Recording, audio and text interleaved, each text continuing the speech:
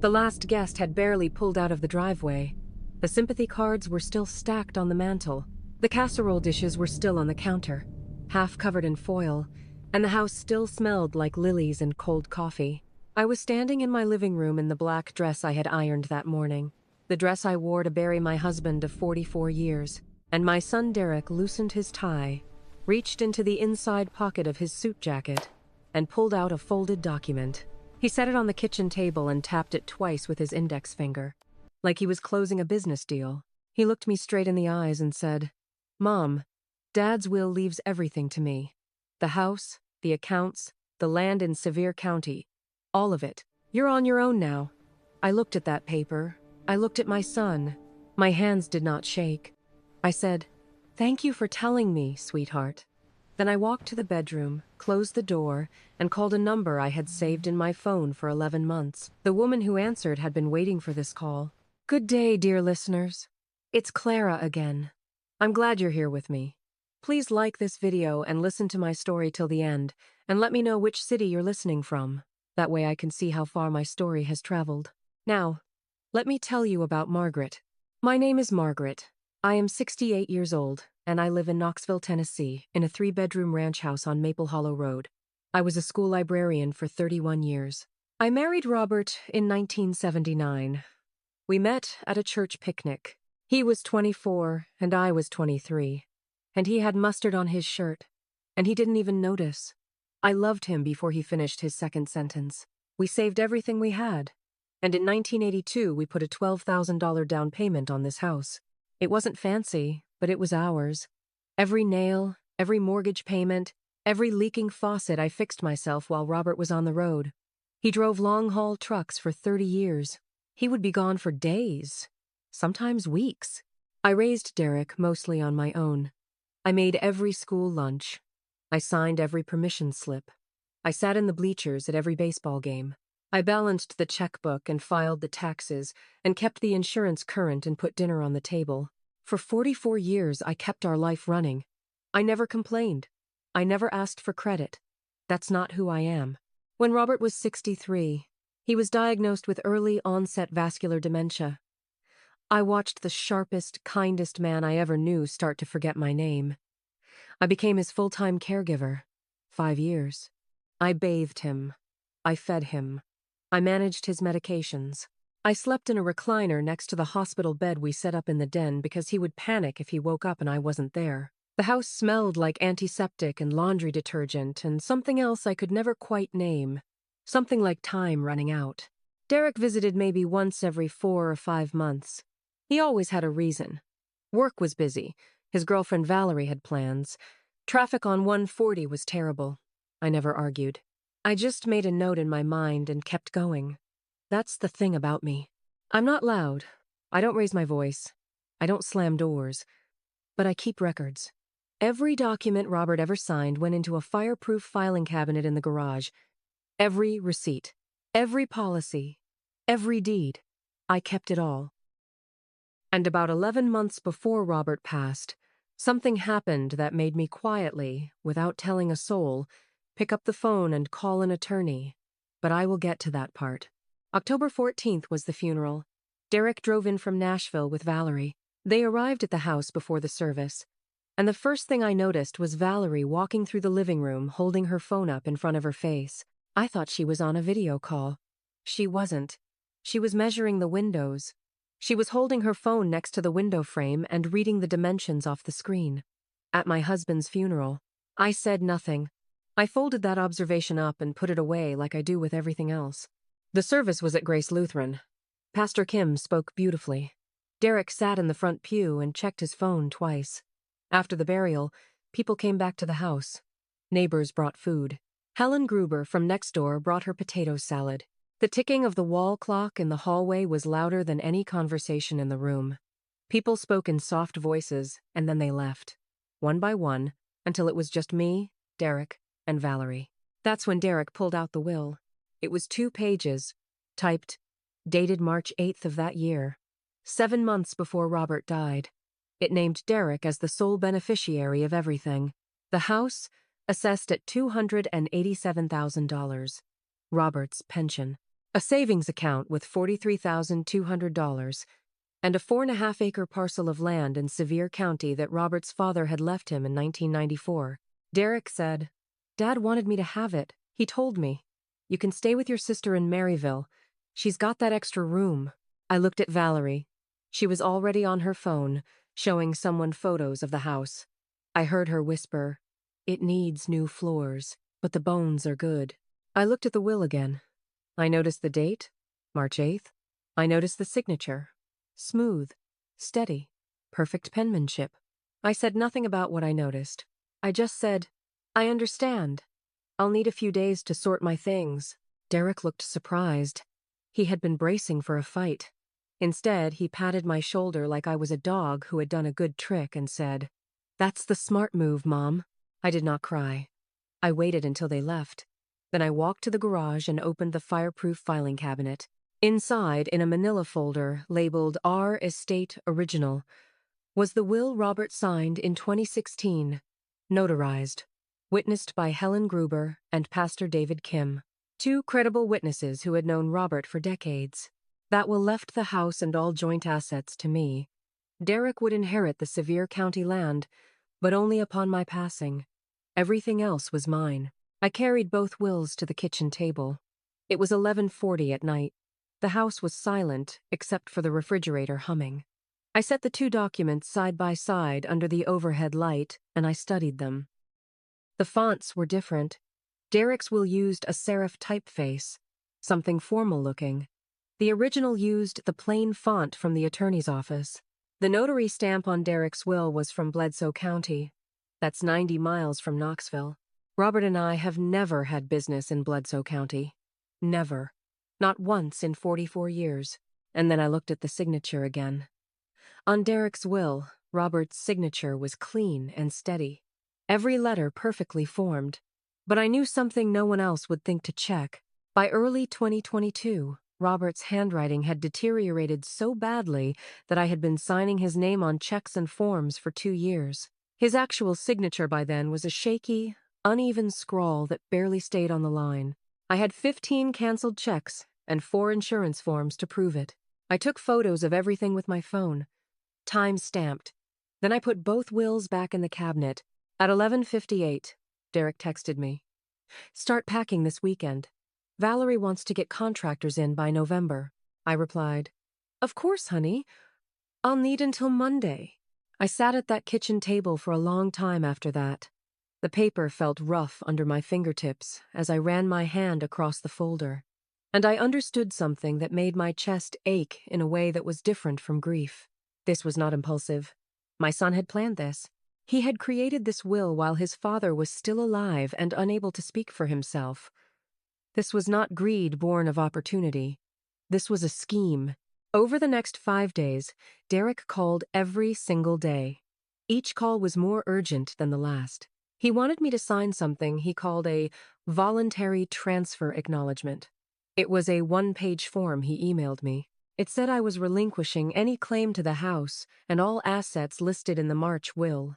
He wanted my signature before probate even opened. On day 3, I went to the grocery store. I was gone for 45 minutes. When I came home, the lock on the garage door had been changed. I stood there with my key in my hand, and it didn't fit. I tried it 3 times. My fireproof cabinet was in that garage. My pulse spiked for exactly 10 seconds. Then it settled. Because I had already moved the original will, the comparison photos, the canceled checks, and Robert's medical records to a safe deposit box at First Tennessee Bank on Cumberland Avenue. Box number 1147. I had done it 2 days after the funeral. Something in my gut told me to. Valerie came to the house the next day without Derek. She walked through the rooms like she already owned them. She stood in the doorway of the master bedroom and said, "You are 68. You don't need a 3-bedroom house. That's just selfish at your age." I said nothing. I offered her coffee. She declined. Derek came later that evening. He stood in the kitchen with his arms crossed and said, "Mom, don't make this ugly. Dad wanted this. You want to disrespect a dead man's wishes?" I said, "I just need a little more time. My back has been hurting. It's hard to pack alone." He softened just slightly. He gave me until the following Friday. The next morning, I drove to a FedEx office on Kingston Pike and made 3 certified copies of everything. Both wills. The canceled checks. Robert's medical records showing his cognitive decline. The Bledsoe County notary information. I put 1 set in the safe deposit box, 1 set in a waterproof bag in the trunk of my car, and 1 set in a new folder that I carried with me. On Thursday, I walked into the law office of Patricia Caldwell on Gay Street in downtown Knoxville. The office smelled like burnt coffee and copier toner. Patricia was waiting for me. Patricia Caldwell is 57 years old. She has been practicing elder law and estate planning for 28 years. Before that, she was an assistant district attorney. She wears reading glasses on a chain around her neck and takes notes on a yellow legal pad. And when she looks at you over those glasses, you feel like she can see every lie you have ever told and every lie that has ever been told to you. I had first called Patricia 11 months earlier. That was when Derek started visiting Robert alone. He would close the bedroom door and stay in there for 20-30 minutes. Once I heard papers rustling. Twice, Robert seemed agitated afterward, but couldn't explain why. Derek started asking me casual questions about the house deed, about Robert's pension, about whether I had updated anything lately. I couldn't prove what he was doing. Not yet, but I knew something was wrong. Patricia had told me on that first call, "Start a timeline. Save everything. Don't confront. Don't sign anything. And call me when the time comes." So I did. For 11 months, I kept quiet, and I kept records. Now I sat across from Patricia and laid everything on her desk. She put on her glasses and read through each document carefully. She did not rush. When she finished, she set down her pen and told me what we had. The original 2016 will was valid. Properly notarized, properly witnessed, never contested. The new will was dated March 8th. Robert's medical records from Fort Sanders Regional Medical Center showed that he was admitted on March 6th for a urinary tract infection with acute delirium. He was not discharged until March 11th. His attending physician, Dr. Anand Mehta, had documented in his chart that Robert lacked capacity to make decisions or sign legal documents during that entire admission. On March 8th, Robert was in a hospital bed in Knoxville. He could not have appeared before a notary in Bledsoe County, 90 miles away. It was physically impossible. The notary in Bledsoe County could be subpoenaed. If she had notarized a document for a man who was never in front of her, that was a violation of her commission and potentially a crime. And the signature. Those 15 canceled checks and 4 insurance forms would show any judge exactly what Robert's real handwriting looked like in 2022 and 2023. The signature on Derek's will was not Robert's hand. Patricia took off her glasses and set them on the desk. She said, "Margaret, your son didn't just try to take your house. He committed a crime against a man who couldn't defend himself. Your husband." I looked at her and I said, "I know. That's why I've been waiting." Patricia filed a will contest in Knox County Probate Court that afternoon. She also filed a motion for an emergency freeze on all estate asset transfers. Nothing could be moved, sold, or withdrawn until the court resolved the dispute. Derek was served at his apartment on a Tuesday morning at 7:12 a.m. He called me screaming. I watched my phone ring. I did not answer. He called 13 times that day. I picked up on the 14th. I made my voice sound tired and uncertain. I said, "Derek, I don't want to fight. Maybe we can work something out." He heard what he wanted to hear. Weakness. He proposed what he called a family meeting at the house. No lawyers. He said if I dropped the contest, he would let me keep $10,000 from the savings account and give me 6 months to find somewhere to live. I said I would think about it. Then I called Patricia. Patricia said, "Go to the meeting. Let him talk. Let him offer. Let him admit. Do not argue. Do not correct. Just listen." The meeting was on a Saturday afternoon. Derek and Valerie sat at my kitchen table. He brought a printed settlement agreement he had typed himself. It was full of spelling errors. He was confident, relaxed. He leaned back in his chair and said, "Mom, I did what Dad wanted. He came to me privately. He said you'd waste the money. He wanted me to manage things." I asked quietly, "When did he tell you this?" Derek said, Back in March. We went to a notary together. He was fine that day. Totally lucid. I nodded slowly. I asked, "And which notary was that?" He said, "Over in Bledsoe County, my buddy works there." I asked for a couple of days to think about his offer. He agreed. He looked pleased. He thought he had won. What Derek did not know was that my phone was sitting face down on the table next to my coffee cup. It was recording everything. Tennessee is a one-party consent state. I only needed my own permission. That evening, I emailed the audio file to Patricia. She listened to it twice. Then she replied with 2 words. "We're ready." November 19th. Knox County Probate Court. Courtroom 3B9 in the morning. Judge Harold Pruitt presiding. I wore a navy blue cardigan and the small gold cross necklace Robert gave me for our 25th anniversary. I sat behind Patricia at the petitioner's table with my hands folded in my lap. My heart was beating fast, but my breathing was steady. Derek walked in with an attorney he had found on the internet, Gary Stackhouse. His practice was mostly DUI cases and traffic violations. He looked uncomfortable from the moment he sat down. Valerie was in the gallery, 3rd row, chewing her fingernails. Patricia stood and presented the evidence piece by piece. First, the original 2016 will, notarized by a licensed notary, witnessed by Helen Gruber and Pastor David Kim. Valid and uncontested for 7 years. Second, Robert's hospital admission records from Fort Sanders Regional. Admitted March 6th, discharged March 11th. Dr. Mehta's written statement was read into the record. Mr. Harmon was disoriented, nonverbal for extended periods, and wholly lacked testamentary capacity during this admission. Third, the Bledsoe County notary log. Subpoenaed. It showed Robert's name. But the notary, when deposed, admitted that Derek brought the document already signed. She never met Robert. She never saw him. She notarized it as, in her words, a favor for Derek's friend. Fourth, the audio recording from the kitchen table meeting.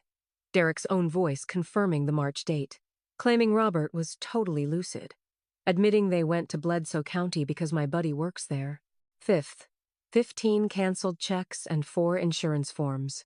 Robert's real handwriting. Shaky, uneven, barely legible. Compared side by side with the smooth, steady, perfectly formed signature on Derek's will. Derek's attorney objected 4 times. Judge Pruitt overruled each one without hesitation. Then Derek was called to the stand. He started off calm, but Patricia asked him direct questions and he could not keep his story straight. He contradicted the recording twice. He claimed Robert had improved in March, then admitted he hadn't visited in February to compare. He was sweating through his dress shirt. And then he broke. He looked at me, sitting in my navy cardigan, and he said, "She doesn't deserve that house. She's just an old woman who shelved books for a living." The courtroom went silent. Even his own attorney closed his eyes. Judge Pruitt did not pause for long. He declared the March will invalid on grounds of lack of testamentary capacity and fraudulent execution. The 2016 will was reinstated as the sole operative document. All assets reverted to me. The house, the pension, the savings, the Sevier County land, everything Robert and I had built. And then the judge said something that made the air in the room change. He was referring the matter to the Knox County District Attorney's Office for criminal investigation into forgery of a testamentary instrument and financial exploitation of a vulnerable adult. Derek's face went white. He turned to look at Valerie in the gallery. Her seat was empty. She had walked out before the judge finished speaking. As I walked out of the courtroom, Derek caught up to me in the hallway. He grabbed my arm. "Mom, please!" His voice cracked. I looked down at his hand on my arm. I removed it gently, and I kept walking. My heels clicked on the marble floor, and I did not look back. Within 2 weeks, the DA's office opened a formal investigation. Derek was charged with forgery of a testamentary document, a Class D felony in Tennessee. He was also charged with attempted financial exploitation of a vulnerable adult. The Bledsoe County notary had her commission revoked. She faced a separate investigation for fraudulent notarization. Derek's employer, a mid-level logistics company in Nashville, ran a background recheck after the arrest hit the system. He was terminated within the week. Valerie moved out of Derek's apartment 10 days after the hearing. She posted the photos she had taken of my house on a real estate group online with the caption, "Never mind." Then she blocked Derek's number. Derek's bank accounts were flagged. He had already spent $6,800 of Robert's savings on a down payment for a new truck. That money was now subject to a recovery order. 3 weeks later, I received a 4-page handwritten letter from Derek. It was part apology and part accusation. The last line read, "You always loved Dad more than me." I read it once. I folded it neatly. I placed it in the filing cabinet. I did not respond. Patricia helped me establish a revocable living trust to protect the house and all remaining assets. No one could challenge it. No one could take it. The pension payments were redirected to my account. The property taxes were current. For the first time in years, my finances were stable and entirely in my name. 3 months later, Derek called from a different number. I was sitting on the porch with my coffee. I saw the phone light up. I watched it ring 4 times. Then I watched it go to voicemail. I took a sip of my coffee and looked at the dogwood tree in the front yard. It was just starting to bloom. I stayed in the house on Maple Hollow Road. Of course I did. This is my home. Robert and I built it together. Every wall has a memory. Every room has his voice in it somewhere, if I listen carefully enough. In the spring, I replanted his vegetable garden. Tomatoes, green beans, basil. I got dirt under my fingernails and I didn't mind.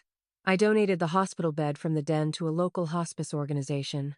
2 volunteers came to pick it up, and when they carried it out the front door, I stood in the empty den and breathed in and out, and felt something I hadn't felt in 5 years. Space. I joined a Tuesday morning book club at the Knoxville Public Library.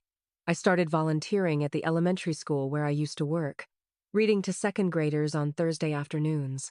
They sit cross-legged on a rug and look up at me like I am the most important person in the world.